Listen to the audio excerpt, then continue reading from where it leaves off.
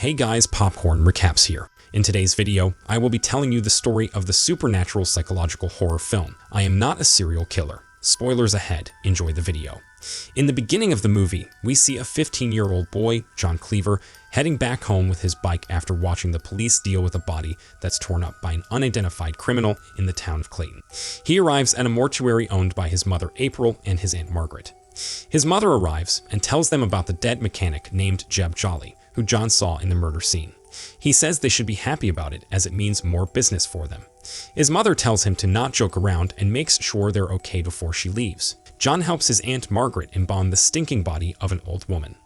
Then, Margaret asks John about his new school, and he sarcastically tells her that everyone likes him and wants to be friends with him. Moments after, John goes inside the crime scene and conducts his own investigation. Few seconds later, he sees a black sludge on the ground. Police reports say that the incident is a bizarre animal attack. The next scene cuts to John arriving at school and is called to the principal's office. April enters the office worried. Principal Layton shows her a document written by John about a sociopath named Dennis Rader and begins to say that his obsession with serial killers has gone far beyond normal. At the cafeteria, John talks to his friend Max Bowen about their assignment in psychology when a bully named Rob drops by their table and embarrasses John for working in a mortuary, calling him a freak. Shaking in anger, John fakes a smile while holding a fork underneath the table, and they continue to talk as though nothing happened. Max seems to get John as they exchange ideas about the serial killers. Few moments later, John goes bird watching with his therapist in an open field. He notices a strange man wearing a blue jacket walking from a distance and soon loses focus as he begins his session with Dr. Neblin. He admits breaking one of his rules and tells Neblin that if he ends up thinking about killing someone, he'll just give them a smile and a compliment. Neblin explains that though John has killer behavior predictors, he still can control it as he is a good person. While John is heading home, an old man named Bill Crowley asks John to take a selfie of him, blowing a kiss so he can send it to his wife. After that, he sees a girl from a window next door named Brooke and goes back that night to check on her before going to the morgue. At the morgue, John sees a dead body and his sister confirms that it's Jeb Jolly's. April suddenly confronts John about what he said during his therapy session. She says that Dr. Neblin identifies John as a sociopath. John tells his mom that he created rules to avoid his urges, which he thinks his mom should be happy about. Discussion gets interrupted as Jeb Jolly's body is ready for embalming. While they are checking the body, Margaret opens the bag of organs and notices that there is a kidney missing, which she blames the shipper, Ron, for. However, John opens up about the possibility of the murderer taking the kidney, which seems to be the case as Margaret sees a record of all the organs found by Ron, and the other kidney was never found. The next morning, John hears about the second murder by the same unidentified killer in their county on TV. They found a black oil or sludge on the ground, same as in Jeb Jolly's crime scene. At the school cafeteria, we find John and Max talking about the serial killer and figuring out if it's a person or creature like a werewolf. John believes stories about werewolves and vampires only began from serial killers who are men killing other men. John tries to profile the killer by listing the things it did that's not a usual killer would do, such as ripping victims' bodies up. They reach the crime scene of the second body, and John sees the same black sludge he found at the first crime scene. At night during Halloween, John goes trick-or-treating with Max, and Max's father looks out for them as the mass murderer has yet to be captured. Few seconds later, John again sees the man wearing a blue jacket from a distance and walks away and continues trick-or-treating with Max. The next scene cuts to the Halloween party where Brooke walks up to John to ask him about his costume. They are having a good talk when suddenly Rob interrupts and tries to make fun of John again. This time, John gives Rob simple threats as he tells him he is clinically diagnosed with sociopathy and does not see Rob as a human, but as an object he can cut open. He tells him that he has rules to avoid acting on impulse by simply smiling and saying something nice, and ends up telling Rob that he is a great guy. Rob tells him he's a freak and walks away, as well as Brooke. Few moments later, John sneaks inside the morgue to check on the second victim's body. He wants to see which organ is missing and gets busted when April and Margaret enter the room. April tells her to leave, but John insists he must know which organ is missing to fit the killer's profile. April opens the sheet and John sees that one of the arms is missing. April warns John he can never come back to the morgue again. The next day, he goes bird watching again with Dr. Nelbin for his therapy session. He tells John that he knows about the incident at the party and tells him that even though Rob is a bully, he can't threaten to kill him. Nelbin hands John the telescope to show him a rare type of bird. However, the man wearing a blue jacket catches his attention for the third time. John follows the man with his bike and stops by at a restaurant, where he sees him walking towards an old man he recognizes as Bill Crowley. The drifter asks Crowley if he could join him in ice fishing. They drive off using Crowley's white car. Curious and might be concerned about Crowley's safety as well, he follows them. John watches them prepare for fishing at the lake. He then notices that the drifter pulls out a small knife, and as Crowley starts coughing badly, he pounces on the drifter and kills him with a sword-like thing that extends from his arm. While John pees in his pants, horrified at what he witnessed, he soon discovers that Crowley is the serial killer as he takes out his own lungs to replace it with the drifter's lungs. After that day, as John lies on the embalming table still thinking about the incident at the lake, Margaret insists him to come to their Thanksgiving dinner because his mom got upset at his sister Lauren and won't be joining them. As he watches his mom stuff a turkey, he suddenly hears Crowley's growling voice in his head. He comes to his senses when April asks him to get some vanilla from the Watsons. Few moments later, he hears news on TV about the disappearance of an Arizona man from his home, and it connects to the crimes happening to their town as they found a similar pile of black oil at the crime scene. To spy on serial killer Bill Crowley, he decides to get closer to him by offering Bill's wife, Kay, if he could shovel snow from their drive. After that, Kay Crowley invites John inside to have some hot chocolate. Back home, John decides to break his own rules and writes all the names of the victims. He picks up a toy of a human body and takes out a kidney, a lung, and an arm as he tries to figure out what Crowley is going to take next. He suddenly hears Crowley's car leaving and decides to follow it. John finds him dancing with his wife in a restaurant where elderly people gather. He sees Crowley limping afterwards and sits to drink some alcohol. A man walks up to Crowley and asks him if he could take Kay dancing again. Crowley looks at them from a distance and jealousy can be seen at his face. The scene cuts to John looking at Bill and Kay happily having dinner together when he suddenly hears the voice of his mom. He sees April and Dr. Nelbin together at the same restaurant. They leave the restaurant, and as April drives the car, she expresses her disappointment to John for following her. John also shares his disappointment of seeing her date his therapist.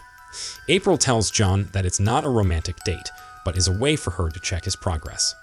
Nelbin agrees and also adds that John is showing progress by caring for his mother's safety. John follows Crowley and sees him inside a barber shop. The barber, Greg, is the same man who asked Bill if he could dance with Kay at the restaurant. As Greg goes to another room to get a different pair of scissors, Crowley seizes the opportunity to close the shop by closing the window blinds and locking the door so he can kill Greg. Aware of Crowley's plan, John sets off the fire alarm, and a police car arrives at the scene. 2 police officers enter the shop and also get killed by Bill Crowley. Hiding by the window, John sees Crowley and realizes he replaced his legs with one of the officers. That night, John is still spying on Crowley as he carries a body into his trunk. When Crowley leaves, John enters the barber shop and sees the black sludge near a drainage. He also finds the bodies of the 2 police officers on the ground. The next morning, John watches the news on TV showing people protesting outside the barber shop looking for owner Greg Olson. Not knowing he's also killed, people accuse him of killing the 2 police officers. Few seconds later, John gets up and decides to continue following Crowley around. By the window, he sees Bill enjoy his fresh new legs by dancing with Kay inside their home.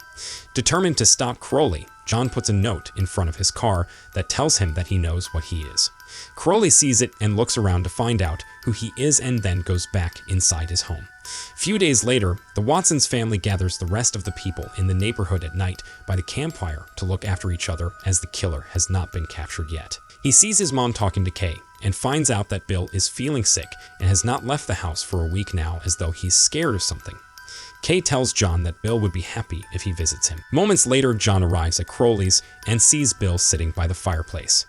He tells John about William Blake's 2 poems, Lamb and Tiger. He explains one was made of sweetness and love, and one was forged from terror and death. After that day, John continues to profile Crowley, figuring out his next move. He still visits his therapist, so his mom would not worry about him. Then he goes over to Crowley's to check on Bill, who seems to be getting weaker, but refuses to go see a doctor. He tells John that appreciates what he has done for them. As John helps him get inside the bathtub, Bill says he can't leave Kay alone, which shows how much he cares for her. On Christmas Day, we see April so grateful for her twin sister, Margaret, when she finds out that she's convinced Lauren to join them for lunch. During lunch, awkward silence rises around the table, so John leaves and checks on Bill across the street. His condition is getting worse as he hears him cough so loudly. John goes back inside to exchange presents with his family. He receives a panda-shaped ski mask from his family. Then, April hands John a gift from his dad. He reads his dad's note, telling him that it's an MP3 player filled with old songs they used to listen to. John gets very upset at his dad when he realizes that the player's empty and storms out of the house. Later that night, as he walks outside with his ski mask on, he decides to call Crowley from a payphone and tells him that he is the one who put the note on his car. Desperate for answers, John asks him about the process of his killings and what he stole from Openshaw. Crowley doesn't seem to give definite answers, and John realizes Crowley was stalling. Seeing Crowley's car, John runs to Max's house. Max asks John what he's doing in his house on Christmas, as they have not seen each other for weeks. John tells him that he has broken his rules that keeps everyone around him safe, and one of the rules is to be with him to do normal stuff. After John reveals their friendship was merely a coping mechanism, Max throws John out and stumbles upon Crowley killing Max's father. John, with his ski mask on, fails to stop Crowley and runs away. Later that night, a memorial is being held for Roger Bowen. John sees Bill from afar and tries to get to him, but April cuts him off. April tries to connect with John and asks him about how he feels. He shouts and tells her that he doesn't care about anything or even when she dies next. April tries to reach out to him again, and John loses it and grabs a knife for a few seconds before coming to his senses and throwing it away. Next morning, April apologizes as she realizes that John's behavior started to get worse when she banned her from the mortuary. She tells John that he could come back to the mortuary as long as they stay in touch. The next scene cuts to John asking Neblin what would be a reason for someone to stay when things get worse. He says it is not for him, but he just wants Neblin's opinion. After some time thinking, he figures out that love is the answer. Worried about John, Neblin tells him to call when he needs help before he leaves his house. John drops by a store to buy a GPS tracking device. Soon after, he goes up to help Kay unload and carry packs of groceries and places the tracker inside the trunk. He asks Kay about Bill's condition and tells him that his heart is getting weak because of his age. John waits patiently until Crowley leaves the house and tries to scare him away by threatening what he loves most, Kay. When Bill leaves, John goes upstairs with his ski mask on to look for Kay. When he sees her in bed, he takes a photo of her and tries to put a pillow sheet on her head. Kay wakes up and screams, causing John to panic and hit her hard with a telephone on her head. When John believes he has accidentally killed Kay, he panics and calls Neblin. After seeing she is still alive, John provokes Bill to come back by sending Kay's photos. He leaves the house as Bill arrives. In Crowley's car, he finds Neblin's intact body, and knowing that he needs a heart, he hides his body so Bill can't have it. The next morning, Crowley realizes John has taken the body. So at Max's father's funeral, John sees Bill walking towards him. He sits right next to John, confronting him about attacking Kay, and John tells him that he murdered his therapist. He reveals Neblin had been out looking for John. He tries to threaten John that he will go looking for another heart. John says Crowley will not try anything in public and observes that Crowley's heart will not last much longer. Following the funeral, John notices that his mother has not left and goes back inside to look for her. He sees her unconscious on the embalming table beside Crowley. He confirms that he loves Kay and is the reason why he chooses to stay, and also tells John that if he loves his mom, then he should return Neblin's body. John appears to agree and tells him that it's in the freezer, but as Crowley walks towards the freezer, John knocks him up. After April regains consciousness, they connect Crowley to the embalming device. The lights flicker as Crowley awakens, and a monstrous, black, oily creature emerges from his body. When he realizes he can no longer be with Kay, he begs John to keep an eye on her and then kills himself. Crowley's and the monster's bodies both turn to black oil. Crowley is reported missing after the police discovered Neblin's body. Few moments later, we see John visit Kay and ask him about Bill and how they fell in love. Her love story inspires John to look for his own happiness in the future.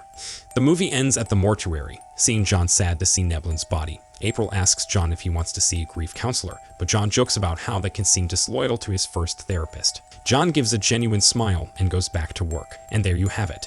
Thank you so much for watching. Don't forget to like and subscribe for more movie recaps like this. Good night.